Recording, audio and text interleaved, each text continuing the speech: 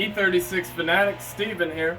Today I'm doing a valve cover gasket change on my BMW 328i 96. It's a relatively easy job if you're doing anything with engine maintenance or anything on an older BMW. This car in particular has about 135,000 miles on it, so it's about ready to change. One quick tip before I start getting into it: if you need to do a valve cover gasket change, make sure that it comes with all of the components that you need. A valve cover gasket kit should come with the actual valve cover gasket, which is this right here. It's going to go around your whole valve cover. But then, depending on if you got an inline 6 or a 4, it's going to have either 6 or 4 spark plug tubes. And these just, when you pull off your valve cover, you'll know what I'm talking about. But they kind of go around the spark plugs on the bottom. When these go bad, they basically, this is where you get oil in your spark plug cylinders from. And then finally, a good valve cover gasket kit is going to come with your grommets. And these are for all the bolts that go around your valve cover. You're going to replace them. Replace the grommets when you remove your valve cover, and this is what you use. Alright, so the first thing you're going to want to go ahead and do is remove your valve cover, the plastic cover over your spark plug coils, and then this one as well, because this one covers up some of the valve cover bolts. As you can see, my motor's decently dirty as well, so I need to address that. So you just pop up these little tabs.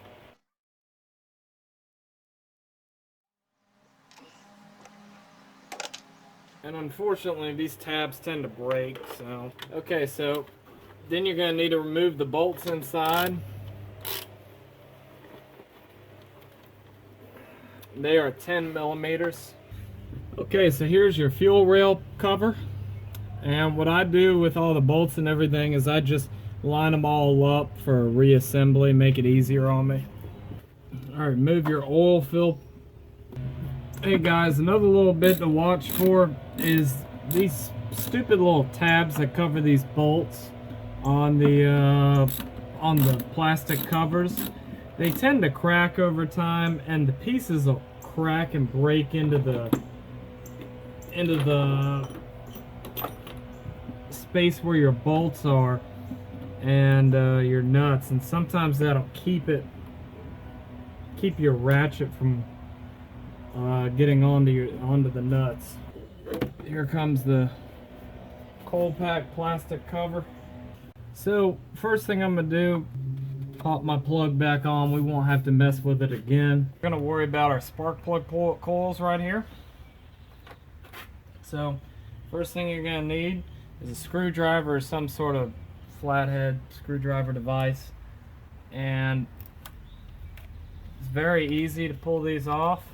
Simply pull this connector off, and you comes right out.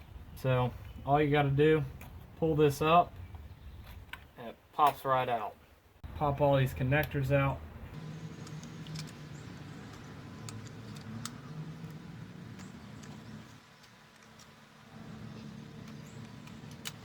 Okay, so at this point, I'm going to go ahead and remove my coil packs. This is a great opportunity if you want to replace your spark plugs. Once you're putting everything back together, to go ahead and replace your spark plugs. The other thing to keep in note, that you got a ground strap on two of the coil packs, one on either end. Don't forget that, because that's really important. So each of these coil packs have two 10 millimeter bolts holding them in. Another thing to remember is that you don't necessarily have to keep them in order, your coil packs. If you read the number on each of them, on this one they all say 11860, but they're going to be the same. Coil packs are interchangeable, so you can put them on any cylinder. Unless, of course, you're testing out a specific coil pack to see if it's bad or not, because these bad boys are not cheap. Here's our first coil pack. It's dry as a bone. One of the things you're going to look for on these is one that's soaked in oil. That'll be where your spark plug tube on the inside has gone bad and it's leaking oil. And remember, on reassembly on these coil packs, they're not torqued down very hard. This is plastic, so you don't want to really beat them up when you put them back on. Okay, now this very back one right here, you're going to have to switch it to a short little 10. But still pretty easy to get out. Okay, so before you remove the valve cover or start pulling the bolts, just squeeze either end and it'll pop right out. And then last but not least, before we start removing bolts, you need to disconnect your power supply right here to your coils. And then now we can start removing bolts. There are 4 bolts on the inside. You go ahead and pull those and pull these ground straps. Then you can start removing the outer ones. Once you've pulled the ground straps on either end, you'll see that there's the other two bolts right there. And you've also got to pull this one right here and get this wire off to get at the bolt. Just remember to reinsert that once you're done. Now you can get set up on removing your valve cover bolts. Now on this vehicle on the inline 6s is going to be 4 on the inside, 1, 2, 3, and 4. The first 2 and then the last one are going to have ground wires on them, and also they're all going to have grommets that you're going to want to go ahead and replace. And when you pull them, take a look at them and see how tough they are. They're real rigid. Odds are they were certainly ready to go. Like this one right here, it's gotten very rigid. It's really hard. You know, it's supposed to be rubber, and it's really not even rubber anymore. These little magnets really come in handy. So the thing that was really annoying me about my valve cover gasket was really the biggest thing was the grommets.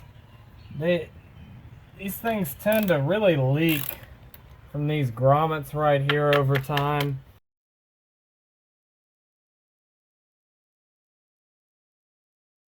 And here's the area where the valve cover gasket will typically leak the most at, right around the vanos. Right around the vanos area right over here. And that's where BMW recommends to throw some extra RTV sealant on to help out the gasket. Okay, so I about got the valve cover off. Obviously this valve cover probably hasn't been replaced before, so it's been on here for about 21 years. It's a 96, so you know the rubber is going to be really molded by now to the metal, so you got to be really careful with it, because obviously you want to get it off, but you don't want to beat it off and damage the valve cover, because this is plastic. So you just want to carefully really just get on all sides of it and pull. On this, the valve cover gasket isn't even wanting to stay with the valve cover. So like I said earlier, when you're pulling your valve cover gasket, you're really not just pulling your valve cover gasket, because there's a couple different types of gaskets that go into the valve cover. One is the main valve cover gasket right here, which has gotten super hard on this. It's really stuck in here. It's really stuck in to the valve cover here. And then your second one are these spark tube seals. And on this vehicle, these inline 6s, you got 2 of them, sets of 3. And I can pull them. Man, they're on there. But they've gotten really tough over the years onto here. And they're really stuck onto here. So these are going to be replaced. Now, when your spark tube seals really start cracking and getting real bad, you'll know because you'll start getting oil in your spark plugs cylinders. And from here, you can obviously see how the oil would get into your spark plugs. Like I said, I'm going to clean this real good, just with some paper towels and some other, maybe some degreaser, and pull these gaskets, and then I'll show you where to put the RTF and everything, the ATF silicone, high temp and everything, and get this valve cover back on. Okay, So I've cleaned up this gasket to my specifications, where I think it's real clean, or this valve cover, just around the gasket area. I personally, I really like using carb and choke cleaner actually to clean, to make sure gasket mating surfaces are clean. I don't actually spray it on there. I spray it on a paper towel and then wipe it down real good. Just make sure there's no old gasket material in these spark tube seals here, or in the gasket area right here. And once that's done, which this is done right now, I can go ahead and throw the spark tube seals, the new ones, and the new gasket. Also, all these bolts right here, which I've pulled off, need new gaskets, so I'm going to replace all of them. They're relatively easy, simple to pull off. They just got a washer on the top of them. So when you're putting back on your gasket, or your valve cover, which I'm about to do, you want to actually use a little bit of gasket maker RTV, a little, just to give it a little something extra. BMW calls for some in some specific areas on the valve cover. First, in the front, around the vanos area right over here, I go a little bit crazy with my gasket maker. To me, it's better to have more on different areas than less. And then the other area is in the very back. It tends to leak in the back as well. So just get those two areas with the gasket maker. Once you're done with that, and you've got the new valve cover gasket on and the spark plug tubes, you're ready to go. You can just plop it on, and then you got to start putting on the bolts.